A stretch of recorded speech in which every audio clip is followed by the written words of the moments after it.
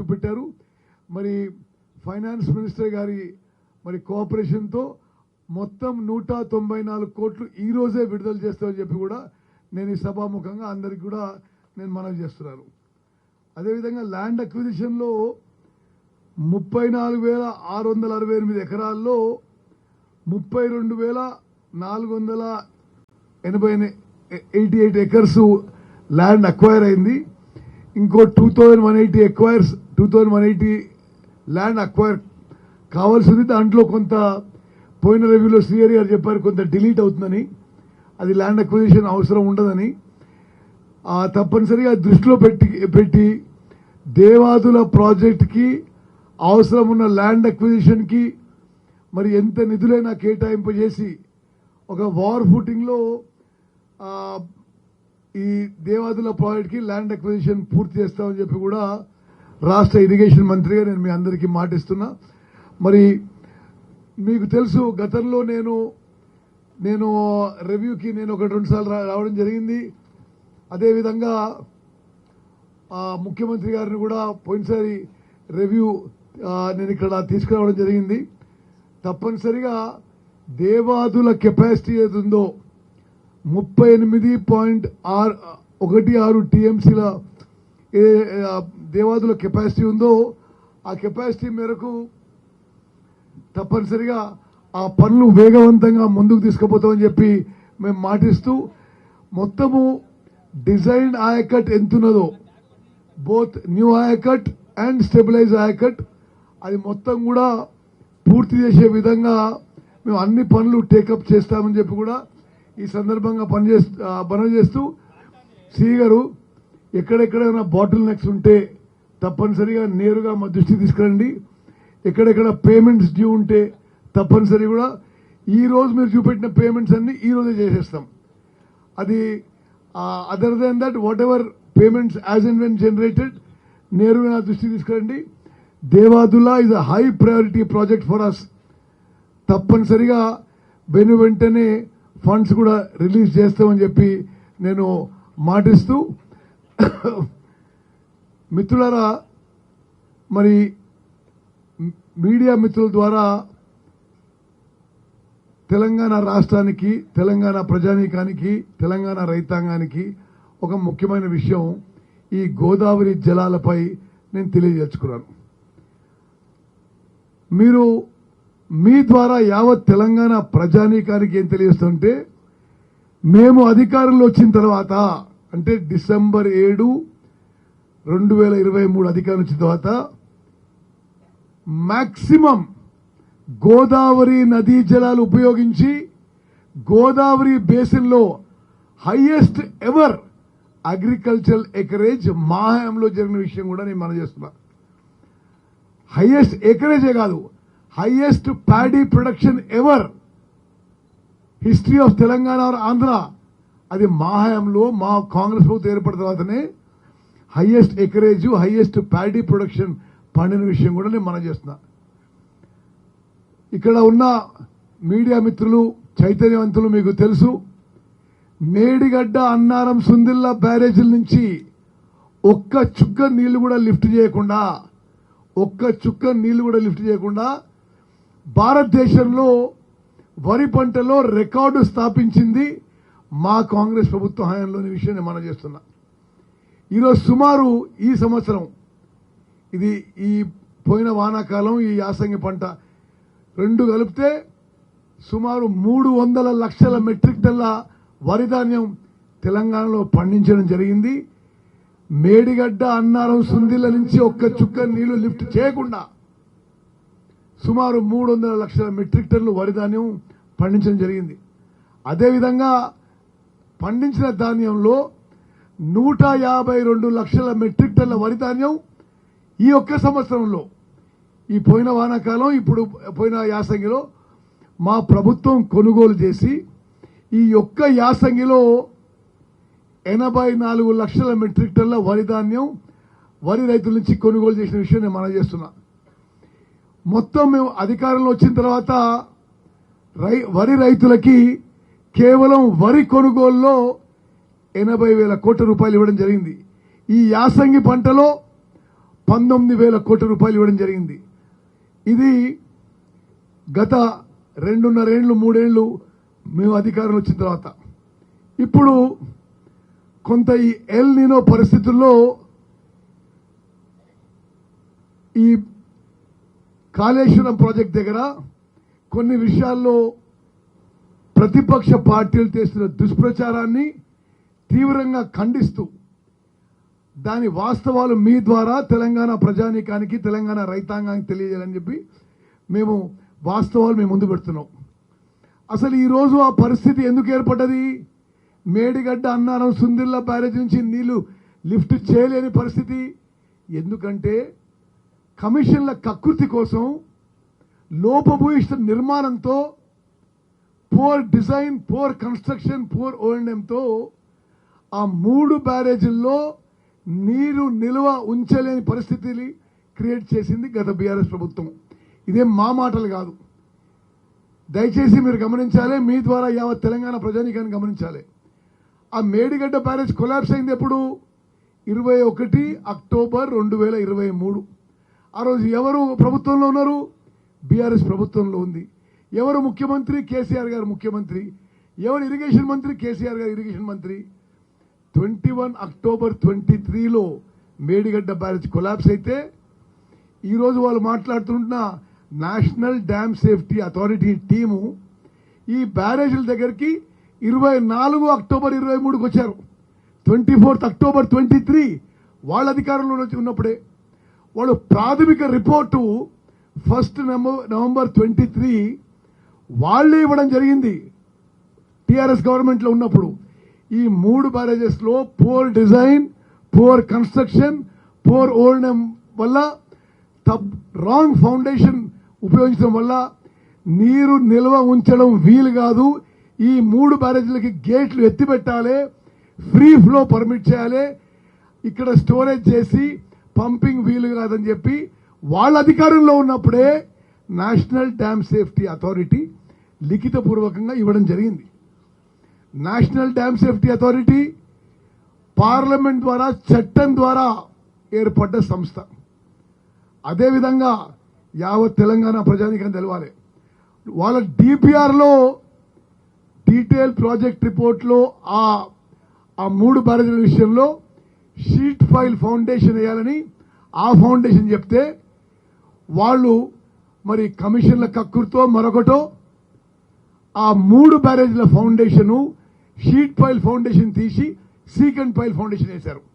ఇప్పుడు జాతీయ అంతర్జాతీయ నిపుణులు ఏమంటారంటే ఈ 3 బ్యారేజెస్ లో ఫౌండేషన్ సస్పెక్ట్ గా ఉంది, అనుమానాస్పదంగా ఉంది, నీళ్లు నిల్వ చేస్తే బ్యారేజీలు కొట్టుకుపోయే ప్రమాదం ఉంది, బ్యారేజీ కొట్టుకపోతే కింద 44 ఊర్లు కొట్టుకపోతాయి, భద్రాచలం పట్టణం కొట్టుకపోతుంది అనే మరి విషయాన్ని అనేక జాతీయ అంతర్జాతీయ నిపుణులు చెప్పడం జరిగింది. మేము ఒక పాజిటివ్ దృక్పథంతో NDSA national Dam Safety authority ఇచ్చిన టెస్టింగ్ ప్రాసెస్ ఏమేం పరీక్షలు చేయాలనేది మొదలుపెట్టి ఇప్పుడు పరీక్షలు సుమారు పూర్తయినాయి. తర్వాత ఈ 3 బ్యారేజెస్ రిపేర్ అండ్ రిహాబిలిటేషన్ చేయడానికి జాతీయ స్థాయిలో ఐఐటి బాంబే వంటి సంస్థలు పెట్టి వాళ్ళ ద్వారా అది రీడిజైన్ చేసే పనిలో ఇప్పుడు ఉన్నాం.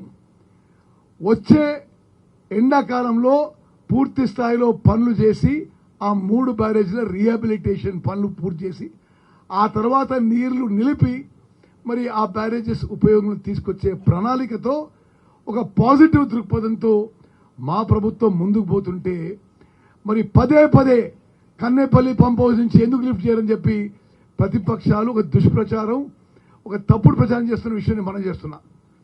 కన్నేపల్లి పంప్ హౌస్ నుంచి నీళ్లు లిఫ్ట్ చేయడానికి అన్నారంలో పోయాలి. అన్నారం ఫౌండేషను అనుమానాస్పదంగా ఉంది, సస్పెక్ట్ గా ఉంది, అది సీకెంట్ పైల్ ఫౌండేషన్ మంచిది కాదు అని లిఖితపూర్వకంగా National Dam Safety Authority Central Water Commission చెప్పిండు. అన్నారం నుంచి మన సుందిల్ల పోయాలి. సుందిల్ల బ్యారేజ్లో ఫౌండేషన్ కూడా అదే ప్రాబ్లం ఉంది. సుందిల్ల నుంచి ఎల్లంపిల్లిలో పోయాలి. ఎల్లంపిల్ల పోసినక్కనే వ్యవసాయానికి ఉపయోగించే ఆయకట్టుకు ఉపయోగపడుతుంది. నేరుగా కన్నెపల్లి పంప్ హౌస్ నుంచి ఎల్లంపల్లి నీళ్లు తీసుకుపోయే ప్రొవిజన్ లేదు. వీళ్ళు అబద్ధాలు చెప్తున్నారు, ఒక దుష్ప్రచారం చేస్తున్నారు. మరి మిత్రులారా, ఈ రాష్ట్రం మంచి కోరి, రైతుల మంచి కోరి మా కాంగ్రెస్ ప్రభుత్వం, ముఖ్యమంత్రి రేవంత్ రెడ్డి గారి నాయకత్వంలోని కాంగ్రెస్ ప్రభుత్వం గత 2.5 ఏళ్లు రికార్డు స్థాయిలో పంట పండించిన విషయం కూడా నేను అంకెలతో సహా తెలియజేసిన. ఇప్పుడు ఈ ఎల్నినో పరిస్థితుల్లో కూడా మరి ఏ విధంగా మన ఆయకట్టు మ్యాక్సిమైజ్ చేయాలి, ఏ విధంగా గోదావరి నదీ జలాలు మ్యాక్సిమం ఉపయోగించాలి అనే ఉద్దేశంతోనే మరి ఈరోజు మరి దేవాదుల రావడం జరిగింది. ఒక 2 రోజుల్లో సీతారాం సాగర్ ప్రాజెక్టు పోతాం. మరి గోదావరి నదీ జలాలు తెలంగాణ రాష్ట్రానికి పూర్తి స్థాయిలో మరి ఎంత వీలైతే అంత ఉపయోగించే విధంగా మేము ముందుకు పోతున్నామని చెప్పి నేను మనం చేస్తున్నా.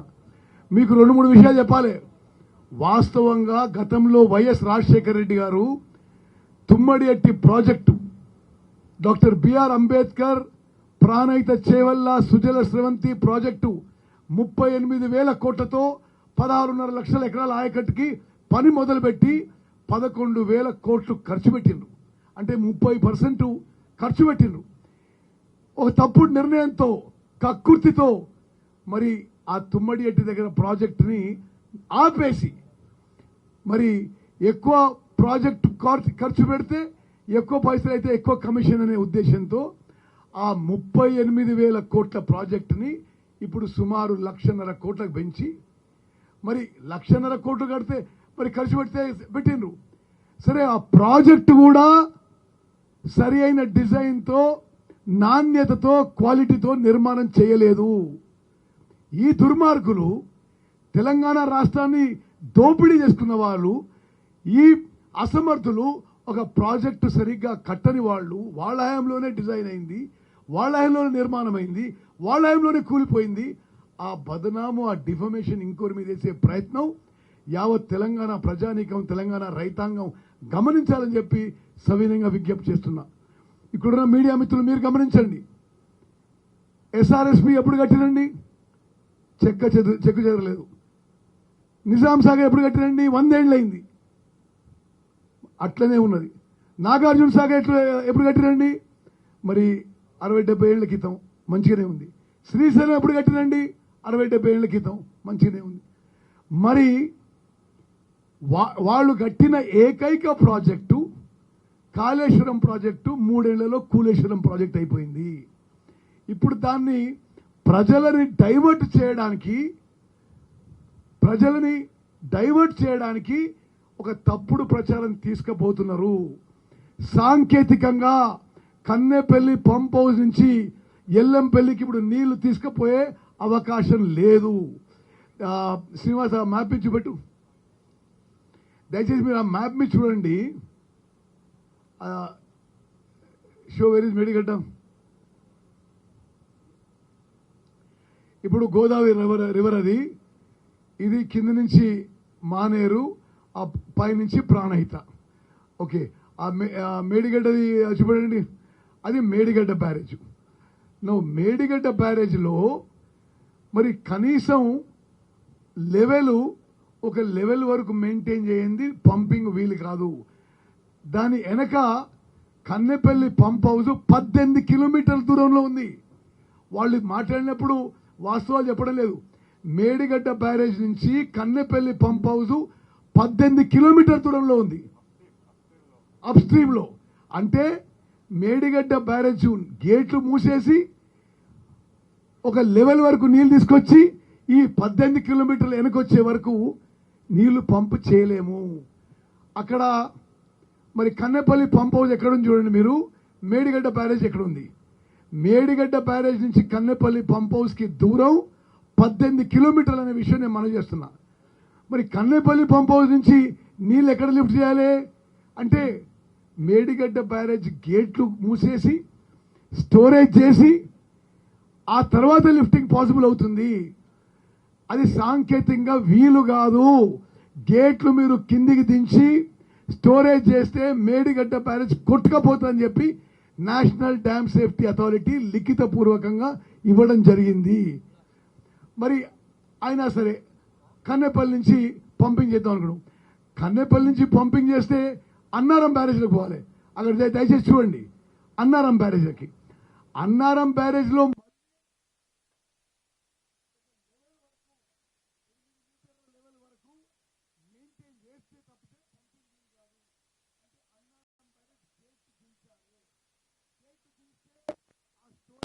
అన్నారం బ్యారేజ్ కూడా సీకంట్ పైల్ ఫౌండేషన్ తో చేసిండ్రు లోపల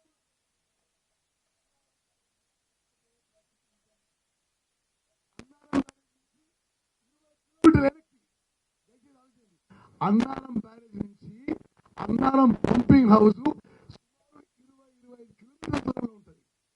అక్కడి నుంచి పంపింగ్ చేసి సుందిల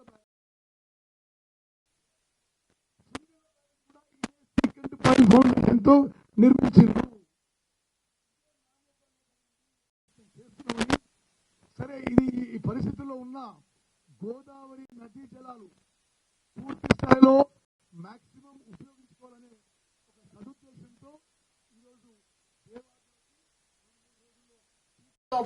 పోయి ఎంత మాక్సిమం గోదావరి నదీ జలాలు ఉపయోగించగలిగితే అంత చేయడానికి మా ప్రభుత్వం కమిటెడ్ గా ఉందని చెప్పి